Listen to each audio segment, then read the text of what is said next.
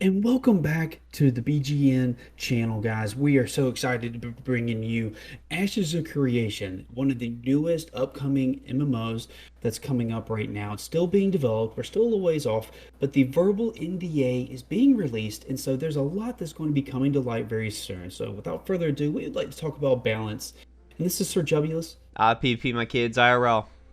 and let's hop right into it. And so to start off this discussion, it's really important that we just take a look at what we currently know about the game. Within the game, we have 64 classes. We have 8 main archetypes, and then across those archetypes, they can even dive into more classes. Each one will have a different variant. So like you could have fighter, fighter, fighter, tank, fighter, rogue, and then the list goes on for each other archetype. So you have all these different classes that are going to need to be balanced. But you also have all these different augments that go into each class. Each class is going to be able to be played differently. Even if you and your friend pick the same exact class, it's very possible you have 2 different ways of playing the class. For instance, it's already been spoken upon that you're going to have within that class different augments of ways to play. You may go for yourself, you may go a more actionist one that has more action abilities, but your friend may go more a tab target system, because it's already been said numerous times that Ashes of Creation is going to have a action and tab target based system. So you're going to be able to just switch between those roles, but you're also going to be able to have you're going to be able to augment your class appropriately. Furthermore, where this really gets very where it gets very honed in on what you want to play, we even go into races and other religious augments. And there's also trade skills where there's groups that you can be a part of that's also going to have a effect on your augments. So there's just a ton of different ways that you can augment your abilities, and there's a lot to balance here. And so it's important to note that Stephen Sharif has already come out and said, in quote, there will be matchups in 1v1s where one class will be superior to another, and that application should be a rock, paper, scissors dynamic.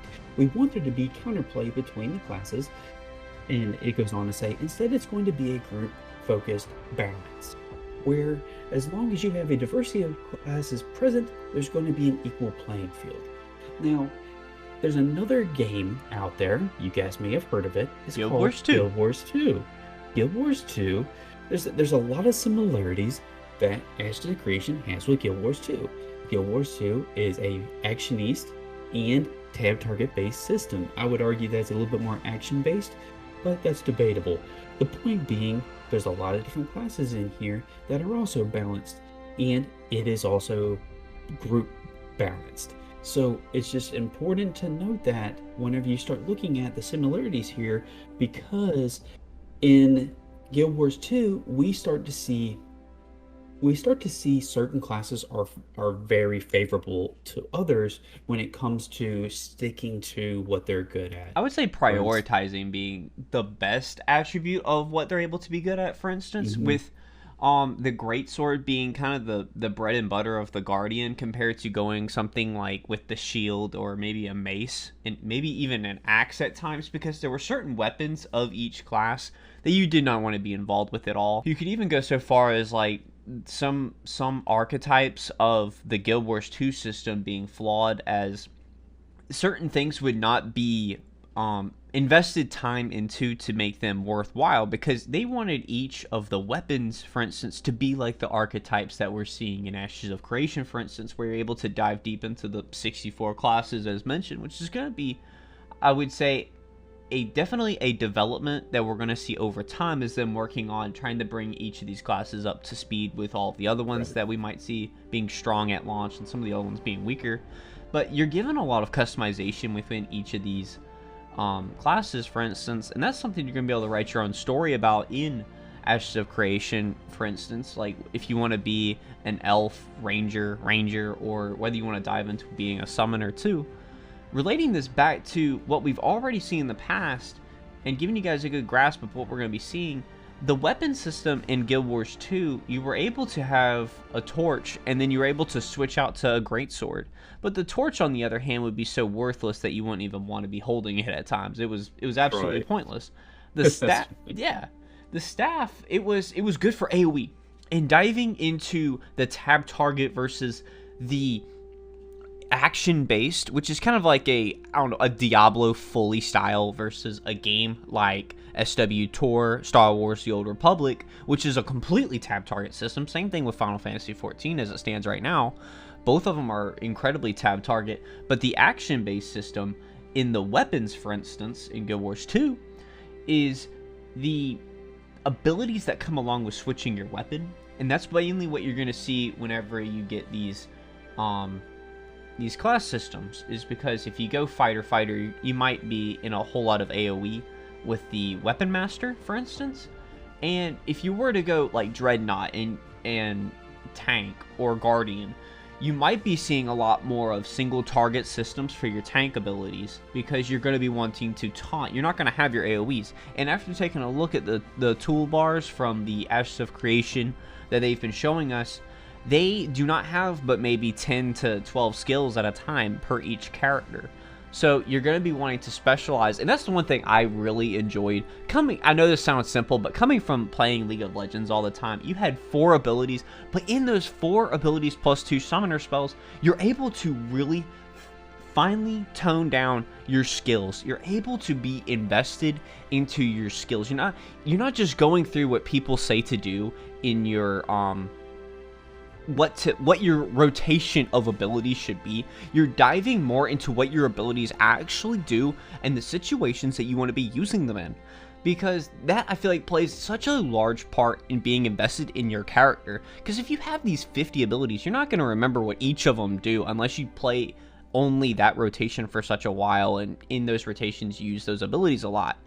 And not to mention too, we're going to be seeing more depth given to the abilities themselves, and that's going to be part of the reason why we would like to see the balance, for instance, coming back to balance in this system, is going to be how each fighter is going to be able to fight against one another, and also how they're going to be incorporated into raids, and kind of like how we were talking about earlier on me and Chubulus's discussions outside of just talking this video, was you're going to be seeing a lot of specialization with picking maybe a dwarf tank, for instance. Like, you might be seeing someone specifically asking for a certain race of tank plus tank. So that's going to be another unique factor, and that's the reason why I find this game so appealing, is there's going to be so many unique ways to play it. There's 64 classes, and you're going to be able to really pick and find out, even down to your race being important, which drives us back to the old days of SWG,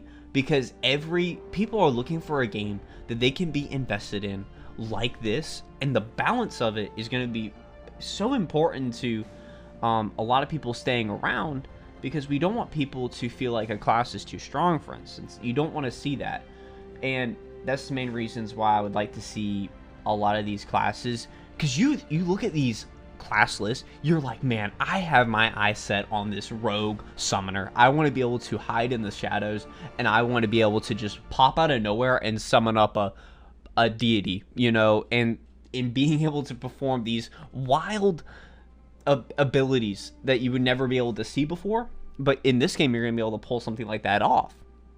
So right. And so I just want to stay cautiously optimistic for how the balancing is going to work. There's so much that's coming into play here from just what we know currently about the game, and just the endless opportunities, it seems like, to be able to make your own and live your own story within your character. So I'm curious to see how everything's going to play out, especially from a group-based focus on balance. I just want to stay cautiously optimistic, and how even when you're going from an open world where you can just go out and just kill somebody, to World v World, to Battlegrounds, and just more like 5v5s or 10v10s, there's just going to be so many levels of balancing that's going to need to be taking place there.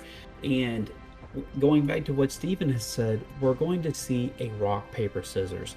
I'm hoping that we're going to see a little bit more of that coming up within the alpha testing, and as we move into alpha 2, we'll start to see the secondary archetypes starting to be released. So we'll see a little bit more of that and how the augments really work. So I think that about wraps it up here for our video here today. What do you guys think? Is balance going to be that big of an issue, or is this not going to be that big of an issue? Let us know our thought. Let us know your thoughts down in the comments. Please like, comment, and subscribe, and let us know what you'd like to see further. This is Sir Chubulus. This is IPP, my kids IRL. And you guys stay frosty out there.